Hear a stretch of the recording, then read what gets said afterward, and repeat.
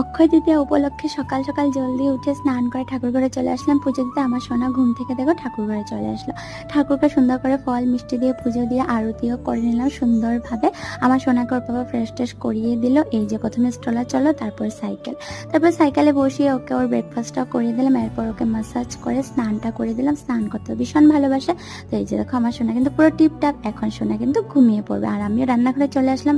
এদিকে কচু শাকটা ধোয়াধুয়ি করছিলাম, তারপর ঠাকুরের প্রসাদটাও খেয়ে নিলাম। এক এক করে সমস্ত রান্না বান্না করতে না করতে সোনা ঘুম থেকে উঠে গেছে। উঠার পর ওকে একটু মুড়ি দিলাম। ও টিভি দেখতে দেখতে মুড়ি খাচ্ছিল। তারপর কাকুমনি আসলো, ওকে একটু আদর করতে। তো আজকে ভেজ আইটেম হলো ভেন্ডি ভাজা, কচু শাক, সোয়াবিন আলুর তরকারি। বর ডিউটি থেকে আওয়ার পর ওকে খাওয়াটা দিয়ে দিলাম। তারপর সোনাকে 1 ঘন্টা লাগিয়ে খাওয়ালাম। তারপর সন্ধ্যাবেলা পুজো দিচ্ছিলাম আর সোনা দেখো কাঁসামাটা আওয়াজ শুনে বেশ হ্যাপি ফিল করে। দেখো কত এনজয় করছে। তারপর মাম্মাম বেটু একটু টাইম স্পেন্ড করলাম, দুইজনকে মুড়ি খাওয়ালাম।